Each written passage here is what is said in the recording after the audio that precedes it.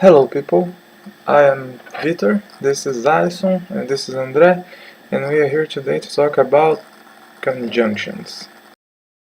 Well, first I'm gonna list to you the books, sites, and papers we used to research about conjunctions. The books were the English Grammar, Understanding the Basics, Modern English Handbook, and the Grammar Book. The papers we used were Adverbs, Prepositions, and Conjunctions in English, I studied gradients, and Coordination and How to Distinguish Categories. And the sites we visited were Dictionary Cambridge and the Lingua Press. All the complete names and links you find in the handbook and in this video. And in the video we'll start with André talking about subordinating, followed by Alison talking about coordinating conjunctions. Well, let's go. Subordinate conjunctions connect sentence and periods, but create a relationship of dependence between the main clause and subordinative clause, between dependent clause and independent clause. Subordinating conjunctions connect a sentence with another sentence which is a subpart of it. The subpart sentence is called a dependent clause or subordinate clause. The subordinate conjunction is always the first word of the dependent clause. Among others, they may be cause, I'm going to London because I've got a new job. Purpose, I'm locking the door so nobody can get in. Contrary, although I love him, I would not want to marry him. Temporal, after I finished work, I went straight home. Or conditional, you can come out on your yacht as long as you can swim. We can note that in the example that use although and after, the conjunction begins the subordinative period and consequently the main sentence follows. In the grammar book Celce-Mursia et al., they call the subordinate clause of adverbial subordinators, conjunctive adverbials, and logical connectors. However, depending on the speech, these words may have another denomination according to their syntactic function at that time. Confusions with adverbs and prepositions are common. But Jacobsson has another point of view. He says, coordination and subordination are ultimately related to the way the speaker organizes the information conveyed by the utterance. The general tendency is for subordinate clauses to contain information that is not asserted but presupposed as given. And more ahead he continues. The pair, syntactic semantic, is itself an example of the inadequacy of rigid either-or thinking. Linguistic discussions abound pairs of terms which seem to be mutually exclusive, but which on closer inspection turn out to have a middle ground or transitional zone, where it is impossible to draw a clear line of demarcation. So, we have seen, then, that the happy conclusions, although easy, often do not correspond to the actual and dynamic use of language. Well, hello, good evening, I'm Alison.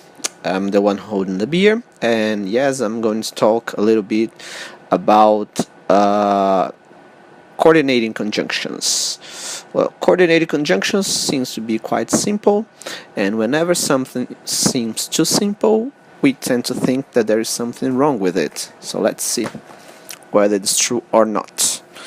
Well, coordinated conjunction, according to the classical definition, they connect any two units that are the same type. So they could connect words, phrase, clause, sentence, adjectives, prepositions, and so on. The most famous conjunctions are known for fanboys. Fanboys. What do fanboys stand for? They are for, and, nor, but, or, yet, and so. The most used coordinated conjunctions.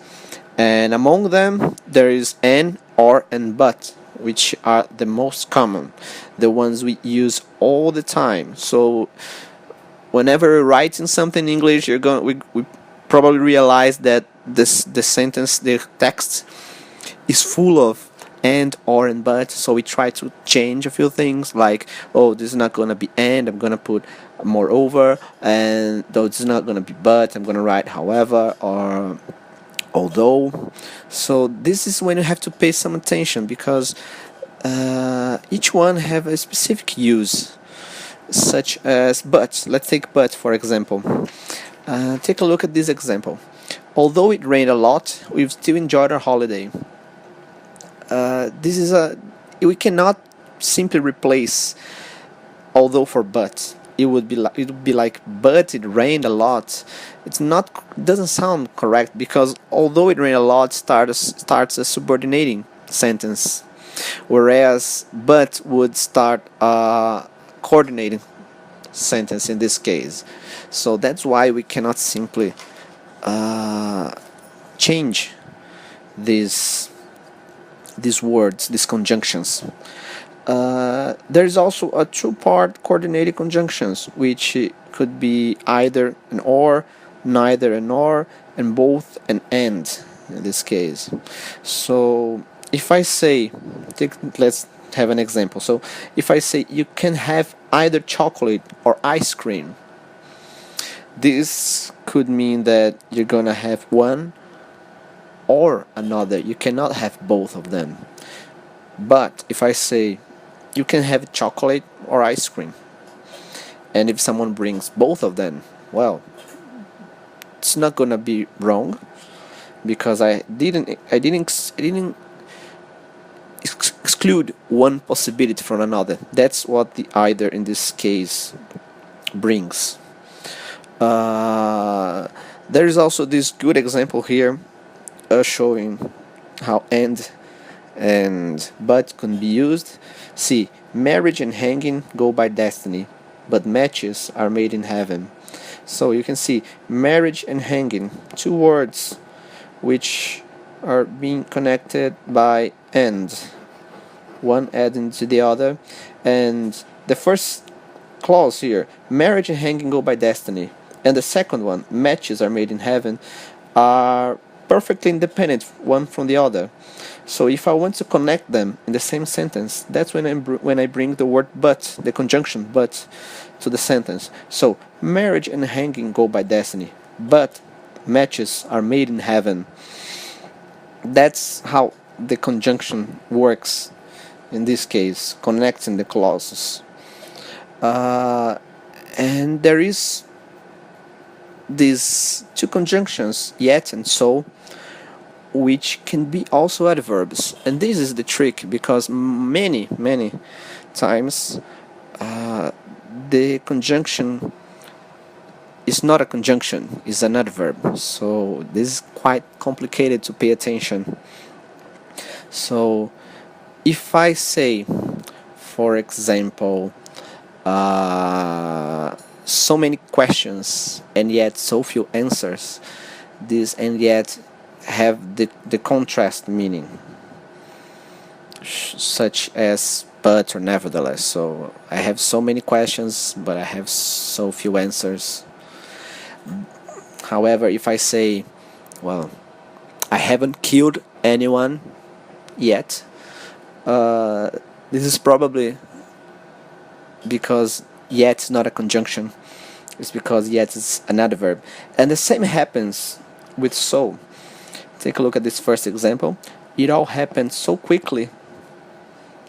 This so is not connecting to sentences. This so is being used as an adverb to intensify the quickly. It was indeed very quickly.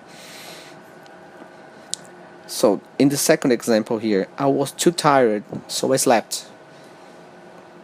So I was too tired, so I slept. This so is clearly connecting the first clause to the second one, showing that there was a result from being too tired. The result was that I slept. So we all want to sleep a little. So last but not least, there are cases in which the coordinated conjunction is connecting two different kind of words. So what do we do with the classic definition? That's something I don't really know. So take a look at these examples. Pet is either stupid or a liar. There is an adjective and a noun.